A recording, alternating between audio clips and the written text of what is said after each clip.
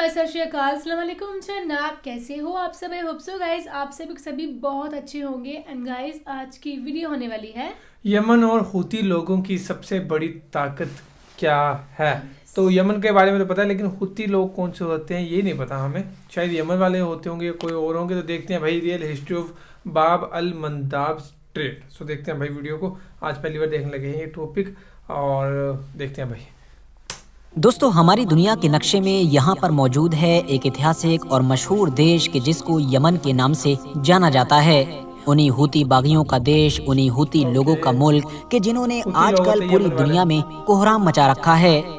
फिलिस्तीन और इजराइल की जंग शुरू होने के बाद पहले तो इन लोगों ने सैकड़ों हजारों किलोमीटर दूर इजराइल पर बैलिस्टिक मिसाइल से अटैक करना शुरू कर दिया था, मगर बाद में जब इनको ये रियलाइज हुआ कि इनकी ज्यादातर मिसाइल्स को बीच में मौजूद सऊदी अरबिया के द्वारा रोक लिया जा रहा है, इंटरसेप्ट कर लिया जा रहा है, तो फिर इन्होंने बिल्कुल एक फिल्मी अंदाज में हेलीकॉप्टर की मदद से रेड सी के इलाके से इजराइल से जुड़ा हुआ पूरा एक जहाज ही हाईजैक कर लिया।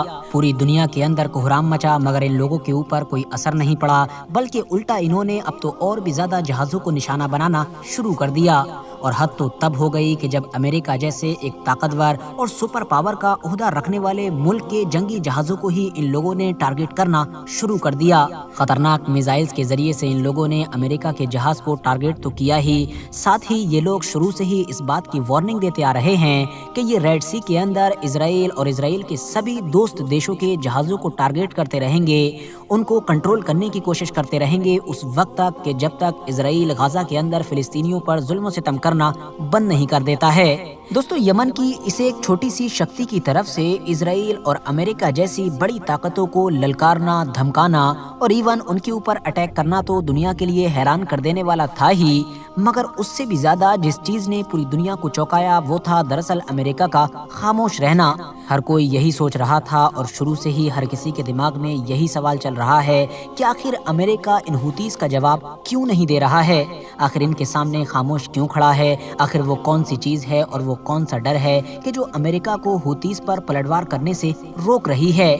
आखिर क्या वजह है कि अमेरिका इन हूतीस से मुकाबला करने से या फिर इनके सामने खड़े होने से भी इतना ज्यादा घबरा रहा है।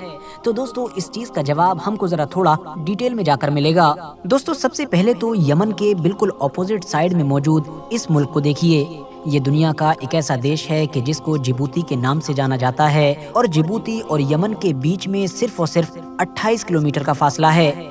और ये जो फासला है ये भी कोई जमीनी फासला नहीं है, बल्कि समुंदर का एक छोटा सा टुकड़ा है, एक छोटा सा एरिया है। और यही वो छोटा सा समुंदर का इलाका है कि जिस पर न सिर्फ हमेशा पूरी दुनिया की नजर बनी रहती है, बल्कि यही इलाका जिबूती और यमन को भी दुनिया में सबसे अलग बनाता है। यमन की तो आगे हम लोग बात करेंगे ही, मगर ये जो जिबूती है इसको भी दुनिया की राजनीति के हिसाब से काफी खतरनाक और अहम लोकेशन माना जाता है।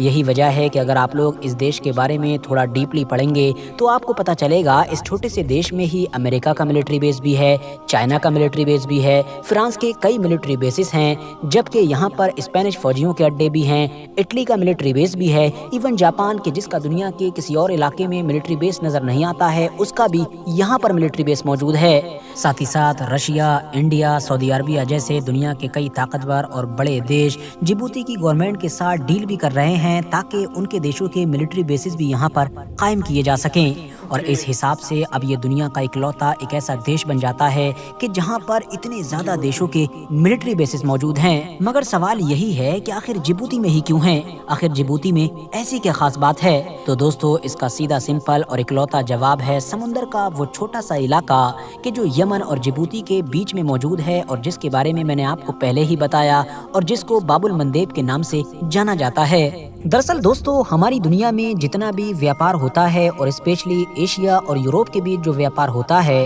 वो दरअसल इस 28 किलोमीटर के छोटे से इलाके के बगैर हो ही नहीं सकता है। मिसाल के तौर पर एशिया के जितने भी देश हैं, अब वो चाहे इंडिया, पाकिस्तान, बांग्लादेश या फिर नीचे की साइड में जापान, जो भी देश हो, हर किसी के समुद्री जहाज को इंडियन ओशन से होकर सबसे पहले तो यमन और जिबूती के पास पहुंचना पड़ता है और फिर 28 किलोमीटर के इस पतले और छोटे से इलाके से अपने आप को पार करते हुए रेड सी में पहुंचते हैं। रेड सी को क्रॉस करते हुए ये लोग मिस्र की सुएज कैनाल में पहुंचते हैं और फिर वहां से मेडिटेरियन सी में एंटर कर जाते हैं। मेडिटेरियन सी में पहुंचते ही अब इनको यूरोप के जिस भी देश में जाना होता है उसमें चले जाते हैं। तो कुल मिलाकर ये व्यापार मतलब कि बिजनेस के पर्सपेक्टिव से एशिया को यूरोप से जोड़ने वाला सबसे छोटा और सबसे आसान रास्ता है। स्पेशली बात करें अगर तेल और गैस की, तो लगभग दुनिया का 10% ऑयल और जबकि 6% के करीब नेचुरल गैस इसी रास्ते से होकर गुजरती है। और ये सारा तेल और गैस आता है पर्शियन गल्फ के उसी इलाके से कि जिसके चारों तरफ तेल और गैस से मालामाल देश मौजूद हैं, जैसा कि Iran, Saudi Arabia, Qatar, Kuwait, Bahrain, UAE वगैरह वगैरह। वैसे तो पर्शियन गल्फ का ये इलाका भी अपने आप में काफी अहम है और बल्कि आप ये कह सकते हैं कि उस बाबुल मंदेब से भी ज्यादा अहम और खतरनाक है कि जिसके बारे में हम लोग अभी बात कर रहे हैं। इस पर्शियन गल्फ के इलाके को तो 21वीं सदी का सबसे खतरनाक और सबसे अहम इलाका माना जाता है। यही वजह है कि मैं ऑलरेडी इसके ऊपर एक कंप्लीट वीडियो बना चुका हूं, जिसको आप लोग डिस्क्रिप्शन में दिए गए लिंक की मदद से देख सकते हैं। फिलहाल आसान शब्दों में अभी बस आप लोग इतना समझ लीजिए कि पर्शियन गल्फ वो इलाका है कि जिसके चारों तरफ मौजूद देशों के पास दुनिया का आधा तेल मतलब कि 50% तेल के रिजर्व मौजूद हैं, जबकि पूरी दुनिया की 40% नेचुरल गैस मौजूद है। दुनिया भर के अलग अलग इलाकों में यहीं से तेल और गैस भेजी जाती है। मगर परेशानी की बात ये है कि जब इन देशों से ये तेल और गैस एशियन कंट्रीज में जाता है, मतलब इंडिया, पाकिस्तान, चाइना, जापान या इस तरह के सारे देशों में, तो वो तो यहाँ से निकलकर सीधा चला जाता है। मगर अगर उसको यूरोप जाना होता है तो फिर उसको इसी छोटे और पतले से समुद्री पॉइंट के जो यमन और जिबूती के बीच में मौजूद है, मतलब कि बाबुल मंदेब, उसी से ही हर हाल में गुजर कर जाना होता है। यही वो चीज है कि जो इस छोटे से समुद्री चेक पॉइंट को हद से ज्यादा अहम बनाती है, क्योंकि अगर कभी भी ये छोटा सा समुद्री पॉइंट किसी वजह से ब्लॉक हो गया या इसको ब्लॉक कर दिया गया तो जो यूरोप की पूरी इकोनॉमी है वो जरा सी देर में धड़ाम से नीचे आ जाएगी। क्योंकि यमन वाले इस छोटे से रास्ते के अलावा यूरोप पहुंचने के लिए जो दूसरा रास्ता है वो हद से ज्यादा लंबा है, जिसकी वजह से वक्त तो ज्यादा लगेगा ही, साथ ही साथ मनी और एनर्जी भी लगेगी। और हाँ, यहाँ पर ये बात भी ध्यान देने वाली है कि वो रास्ता हद से ज्यादा खतरनाक भी है, क्योंकि ये वही रास्ता है कि जिसका इस्तेमाल सदियों पहले यूरोपियन लोग इंडिया के इलाके में आने के लिए किया करते थे। और इस रास्ते के तहत इन लोगों को पूरा का पूरा अफ्रीका पार करके आना होता है। दोस्तों, दुनिया के बेशुमार देशों में से भी जिस एक देश के लिए ये छोटा सा समुद्री इलाका सबसे ज्यादा अहमियत रखता है, उस देश का नाम है सऊदी अरबिया। हम सभी जानते हैं कि सऊदी अरबिया एक तेल से मालामाल देश है, उसकी आधी इकोनॉमी ही तेल पर डिपेंड है। मगर सऊदी अरबिया के लिए परेशानी की बात यह है कि उसके लगभग सारे तेल के भंडार पर्शियन गल्फ की तरफ मौजूद हैं और पर्शियन गल्फ के इस पूरे इलाके पर ईरान की चलती है। ईरान और सऊदी अरबिया क्योंकि एक लंबे वक्त से बड़े दुश्मन रहे हैं, तो इसीलिए ईरान हमेशा सऊदी अरबिया को वक्त वक्त पर धमकाता भी रहता था।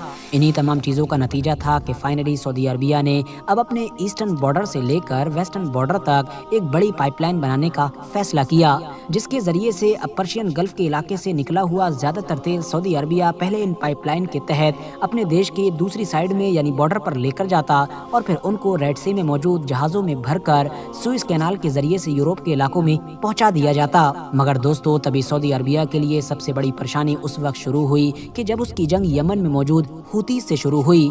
दरअसल यमन के इलाके में जब सिविल वॉर शुरू हुई तो सऊदी अरबिया ने उस ग्रुप को सपोर्ट करना शुरू किया कि जो हुतीज लोगों के खिलाफ लड़ रहा था। धीरे धीरे हुतीज ताकतवर होते चले गए और उन्होंने यमन की राजधानी सना पर भी कंट्रोल हासिल कर लिया। बस सना पर कंट्रोल हासिल करना था, उसके बाद उन्होंने अपने गुस्से और उन्होंने अपने तमाम हथियारों का रुख अपने दुश्मन के सबसे बड़े मददगार सऊदी अरबिया की तरफ मोड़ दिया।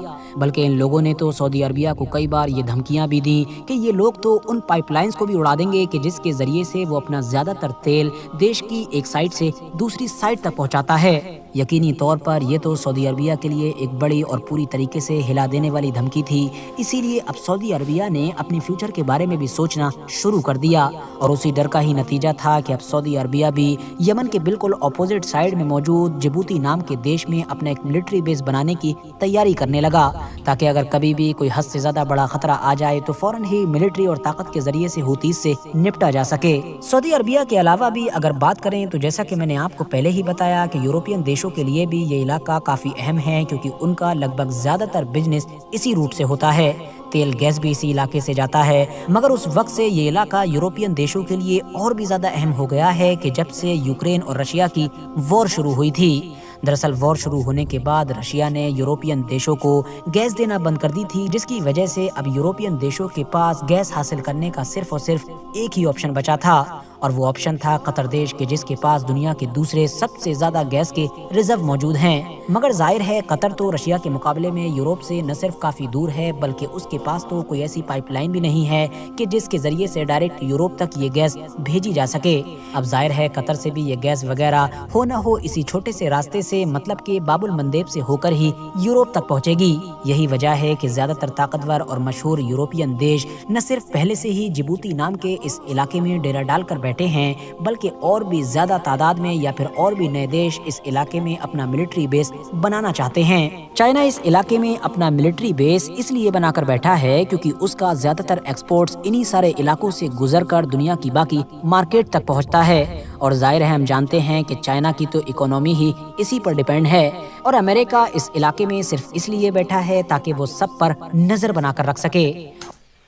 सो गाइस ये थी वीडियो एंड इसमें बताया गया था भाई बाब अल मंदाब स्टेट के बारे में, जो कि यमन के पास है, यमन में ही है लगभग। तो वहाँ से सब कुछ एक्सपोर्ट होता है भाई, गैस हो गया, पेट्रोल हो गया। तो एक छोटा सा रास्ता है, जिबूती जो है कंट्री सी है, तो वहाँ से एक्सपोर्ट होता है। इसलिए अगर उन्होंने वो चीज़ें बंद कर दी, वो रास्ता बंद कर दिया, तो एक्सपोर्ट होना चीज़ें वो जो बंद हो जाएंगी। इसलिए है सारी कंट्रीज वहाँ पे पंगा लेने से डरती हैं, और सभी कंट्रीज ने वहाँ पे अपना मिलिट्री बेस बनाया है कि कल को कोई प्रॉब्लम आती है तो हम वहाँ पे अटैक कर सके, उनके खिलाफ लड़ सके। तो ये थी कहानी पूरी की पूरी। होप सबको समझ आई होगी गाइस, वीडियो को पता लगा हो। So guys thank you so much for watching the video. मिलते हैं नेक्स्ट वीडियो में।